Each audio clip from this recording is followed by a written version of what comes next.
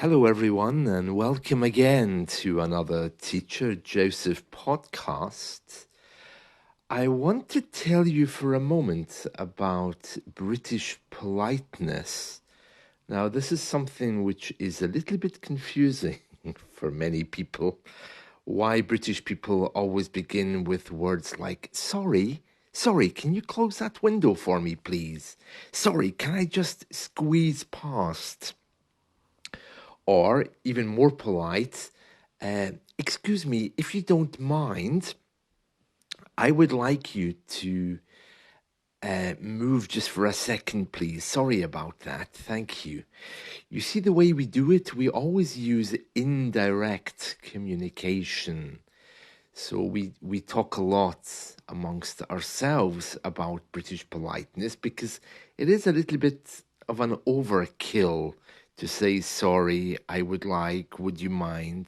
But it is very, very important within British culture.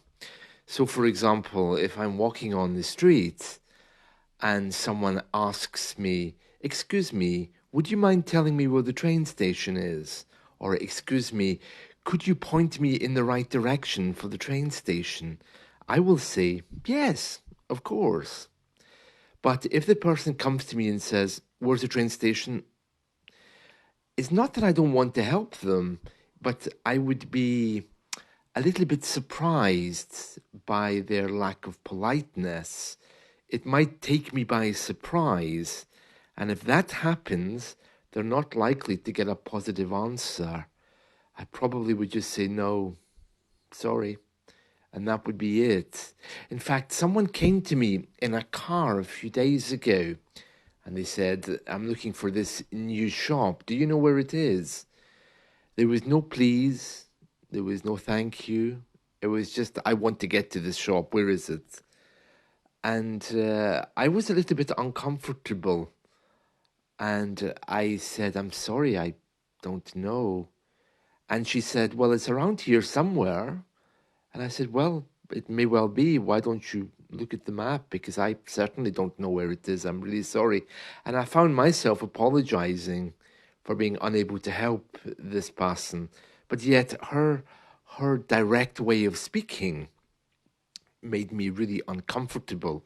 So she wasn't going to get a helpful answer anyway, even if I did know where the shop was. So you see, it's very important to approach us in the right way. If you don't, you can cause offense. You're not going to get what you want, really. I remember once a man approached me, and it looked like he was holding a clipboard of some kind. And I thought to myself, oh, no, I hope this man's not doing a survey. And so I kind of ignored him, and he said, excuse me, excuse me. And I reluctantly said, yes. And he said, would you mind telling me how I can get a bus to the next town? And he said it very well, so I felt comfortable enough to give him an answer. So you see, it's not that we don't want help impolite people. It's just it makes us so uncomfortable that we often lose our train of thoughts. I think that's what really happens there. But British politeness is very, very important. I was in the garden yesterday and I noticed two children throwing plastic bottles into my garden. So I went outside and I said, hey, excuse me, come and pick up those bottles. So you see, I was still using polite words, but my tone had changed. Anyway, the children shouted, shut up, Grandpa, and ran away. So it didn't quite work. But I suppose there's rude children everywhere. And for those of you who think that British education is fantastic for children, I'm here to tell you that our teachers currently are on strike and our education system is a mess.